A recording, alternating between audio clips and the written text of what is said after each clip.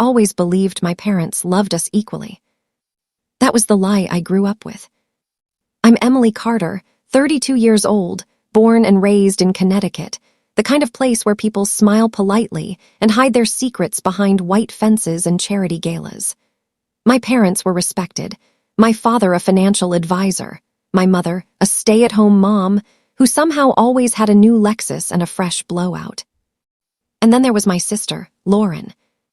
Lauren was sunshine, Lauren was beauty, Lauren was potential. I was responsibility. From the time I was 14, I was told, "You're so mature for your age, Emily." Which is adult code for, you don't need help. Lauren, on the other hand, needed everything. When she cried, my parents rushed. When she failed, they defended her. When she wanted something, the question was never if, only how soon. Still, I believed that when it came to something as serious as my trust fund, things would be different. Because that money wasn't just money. It was my future. The trust fund.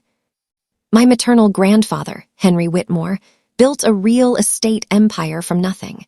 He grew up poor, worked brutal hours, and made one promise to himself. My grandchildren will never be dependent on anyone. He adored me. Not Lauren. Not my parents. Me. I was the granddaughter who sat with him for hours, listening to stories about bad deals and smart risks. I asked questions. I remembered details. When he got sick, I visited every weekend, even when my parents were too busy. So when he passed away, his will reflected that bond. I was 21 when I learned the truth. Grandpa left me a $2.5 million trust fund, managed until I turned 30. The purpose was clear and written in unmistakable legal language. Education, home purchase, business investment, long-term financial security. The trustee, my parents. At the time, I didn't question it. Why would I? They were my parents. Lauren's phase. Lauren never knew what she wanted. She dropped out of college twice. Started a fashion blog that lasted 6 months. Decided she was going to be a yoga instructor, then quit after 3 classes. Every failure was explained away. "She's finding herself," my mother would say. When I got a full scholarship to grad school, my parents barely noticed. When Lauren announced she wanted to travel Europe to discover her true identity, it was treated like a spiritual calling. That was the first time I felt something was wrong. At dinner, Lauren waved her phone excitedly. "Paris, Rome, Santorini, Barcelona," she said. "I want to do it right, not backpacking like luxury." My father nodded thoughtfully. "It's important to invest in experiences," he said. I laughed, thinking it was a joke. "I hope you're paying for that yourself," I said lightly. The table went quiet. Lauren's smile vanished. My mother shot me a warning look. "Emily," she said slowly, "your sister deserves support too." That word again. Deserves. The first red flag. 2 months later, I received an automated email from the trust's financial institution. Account activity notification. I almost deleted it. Almost. But something made me open it. There it was. Withdrawal, $480,000. My hands started shaking. I immediately called my father. "Oh, that," he said casually, "administrative adjustment." $500,000 is not an adjustment, I snapped. There was a pause. Then the tone changed. "Emily, you need to calm down. This money is being used responsibly." "For what?" Another pause. "Family matters." That night I couldn't sleep. Because deep down I already knew. Europe. Lauren's Instagram confirmed everything. Private jets. 5-star hotels. Designer dresses. Champagne breakfasts with captions like, "Living my truth sparkles." I did the math. The hotels alone were $15,000 a week. Then came the yachts. The Michelin star restaurants. The shopping sprees in Milan. Every post felt like a slap. Every smile stolen from my future. I called my mother this time. She didn't deny it. Your sister needed this, she said. You'll still have plenty left. How much? I whispered. Silence. How much is left? She exhaled. Emily, money isn't everything. That's when I realized something terrifying. They didn't see the trust fund as mine. They saw it as family money. And Lauren was their priority. The final statement. 3 weeks later, I demanded the full trust report. The numbers didn't lie. Total withdrawn, $2,476,000. Remaining balance, $24,118. I stared at the screen until my vision blurred. 11 years. 11 years of security. Gone. For a vacation. Not even an education. Not a business. A luxury fantasy. I drove to my parents' house that night. They were waiting for me, like they knew this moment would come. Lauren wasn't there. She was still in Europe, living my life. I walked in, holding the statement. You stole from me, I said. My father stood. We managed funds as we saw fit. My mother crossed her arms. You were always so independent. Lauren needed more. That was it. That was the sentence that broke something in me. Because in that moment, I understood the truth. They didn't think they'd ever face consequences. They were wrong. I didn't scream. I didn't cry. I didn't throw things or threaten them the way movies make you think people do when their world collapses. I walked out of my parents' house calmly, holding that trust statement like it was a receipt from a bad restaurant.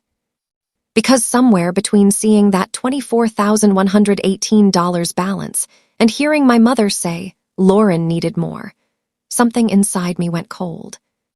And cold people don't make mistakes. The lawyer.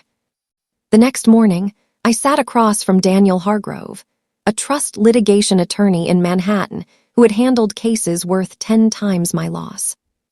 He read the documents silently, page after page. When he finally looked up, his expression wasn't sympathetic. It was sharp. Emily, he said, this isn't mismanagement. I leaned forward. It's theft, isn't it? He nodded. Blatant breach of fiduciary duty, unauthorized withdrawals, personal enrichment. If this goes to court, your parents lose. And Lauren. She benefited knowingly, he said. That matters. For the first time since discovering the truth, I breathed fully. They weren't untouchable. They were just arrogant. Playing dumb. Daniel gave me one instruction. Don't confront them again. Let them believe you're defeated. So I did. I stopped calling.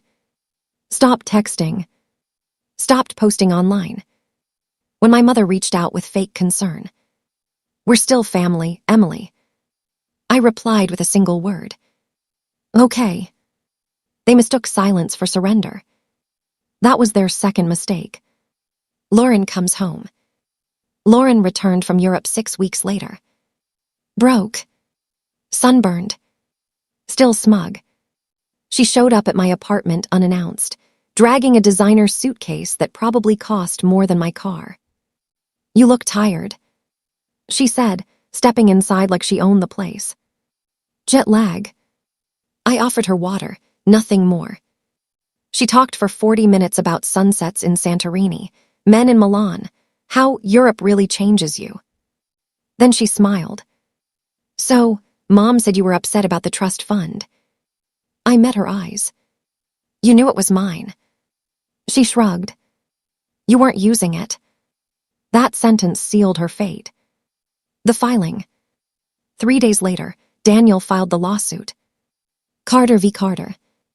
Claims included breach of fiduciary duty, financial abuse, fraud, conversion of assets.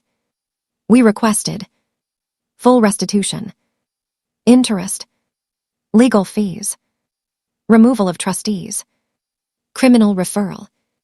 My parents were served at 8:12 a.m. By 8:17, my phone was exploding. The panic. My father left 12 voicemails.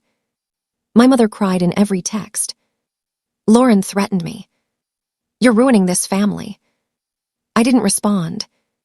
Instead, I forwarded everything to Daniel. Because threats look terrible in court. Discovery. That's when things got ugly. Bank records showed more than just Europe. Lauren's credit cards. My parents' home renovations. Private medical bills. Loans that were never repaid. They hadn't just stolen from me. They lived off me. The judge froze my parents' accounts within 2 weeks. Lauren's cards stopped working overnight. She called me screaming. I'm stranded. I smiled for the first time in months. Court day. My parents didn't look powerful in court. They looked small. My father's voice shook when the judge asked why trust funds meant for education and housing were spent on yachts and champagne. My mother tried to cry. The judge didn't care. Lauren testified last. She said she thought it was family money. The judge leaned forward. Did you ever ask whose name was on the trust? Lauren opened her mouth. Closed it. No answer. The ruling. The decision came 6 weeks later. Clear, brutal, final. Full repayment ordered. My parents personally liable. Assets seized. Retirement accounts liquidated. Home sold. Criminal charges referred. Lauren. Ordered to repay every dollar she personally benefited from. She filed for bankruptcy 3 months later. The aftermath. I received my money back, plus interest. But that wasn't the victory. The victory was watching the illusion crumble. No more perfect parents. No more golden child. No more excuses. They don't speak to me now. They tell people I chose money over family. They're wrong. I chose myself. The ending. Last month, I signed papers for my first home. Paid in full. I funded my own business. I sleep peacefully. And sometimes, when I see photos of Europe, I smile. Because that trip cost them everything. And taught me the most valuable lesson of all. Love that requires your sacrifice isn't love. It's theft with a smile. And